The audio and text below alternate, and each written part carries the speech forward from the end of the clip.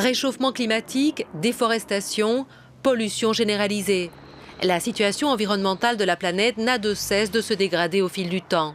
Que ce soit les moyens de transport, la consommation de denrées alimentaires ou encore l'utilisation de produits de la vie courante, le milieu domestique est responsable à 80% des déchets et des émissions de CO2 générées mondialement. Très alarmante, la situation est parfaitement quantifiable grâce au calcul de l'empreinte écologique.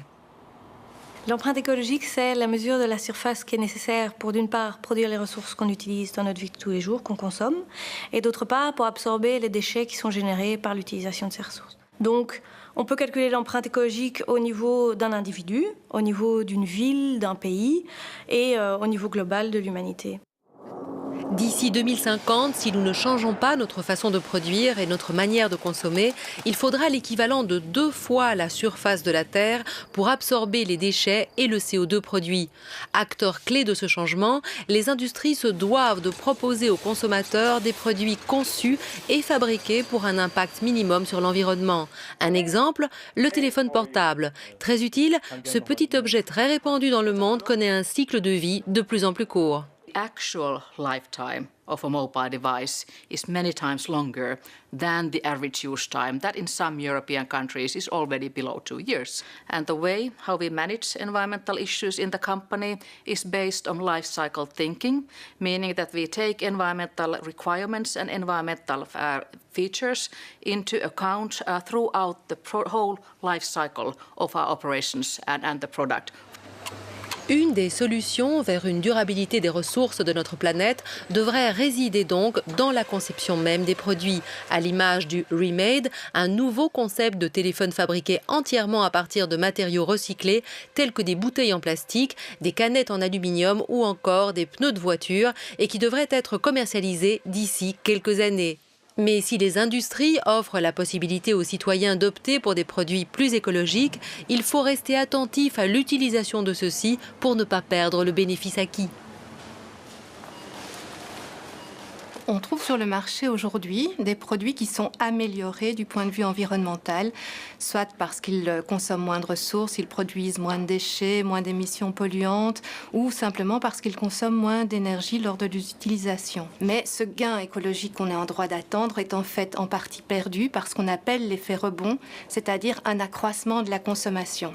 Et d'ailleurs, cet effet rebond peut être direct ou indirect. Par exemple, vous achetez une voiture qui émet moins d'émissions de CO2 au kilomètre et vous dites tiens, ma voiture est plus responsable sur le plan environnemental, je peux l'utiliser pour aller au travail au lieu d'utiliser le train ou le bus, ou je peux faire des trajets plus importants.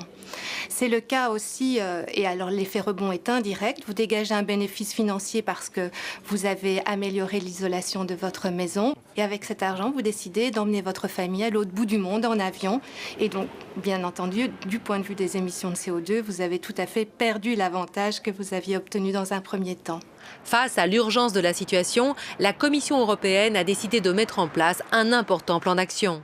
The package of proposals of sustainable consumption and production will include a range of proposals, additional measures.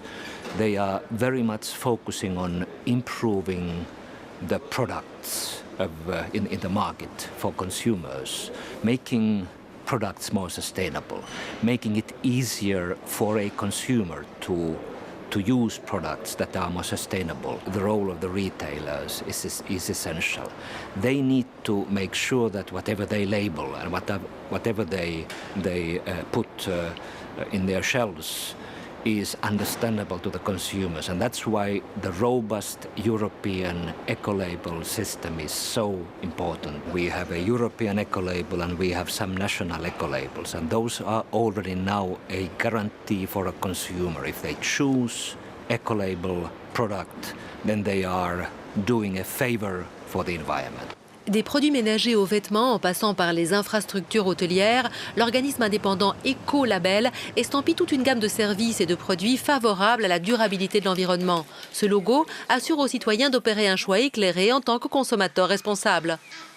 L'interesse dell'Ecolabel a livello europeo è molto interessante perché è in realtà la risposta che l'Unione Europea ha dato a un'esigenza che era evidente in quel periodo storico, nel 1992, quando è nata l'étiquette Ecolabel, che è un'etichetta indipendente. Très populaire en Italie, ce label couvre par exemple une série de détergents, produits usuels de la vie courante s'il en est.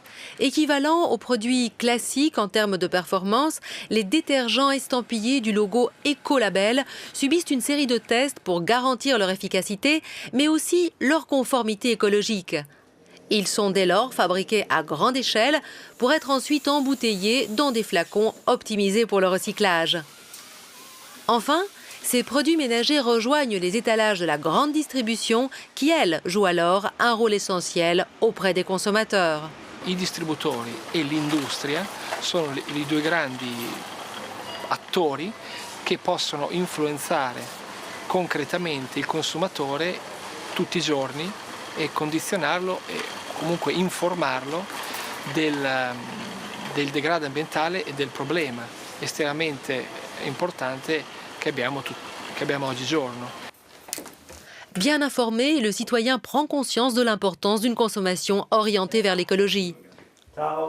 Certo, è molto importante che questi prodotti siano pubblicizzati o comunque siano sponsorizzati tramite i mezzi di comunicazione, perché questo dà informazione utile al consumatore e secondo me il fattore più importante che deve emergere da questa forma di comunicazione è sicuramente il connubio tra materia economica e materia ambientale, quindi rispetto dell'ambiente ma anche risparmio economico, perché rispettando l'ambiente si può anche risparmiare denaro.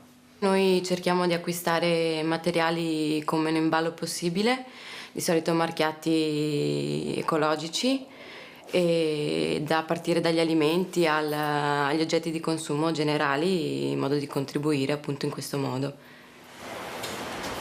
Pousser les industries à tendre vers une conception de produits ou de services qui soit plus respectueux de l'environnement, encourager les citoyens à se responsabiliser dans leur consommation quotidienne et les inciter à utiliser des produits plus verts. La Commission européenne met en place une stratégie destinée à poser les jalons d'une production et d'une consommation durable pour le bien des générations futures.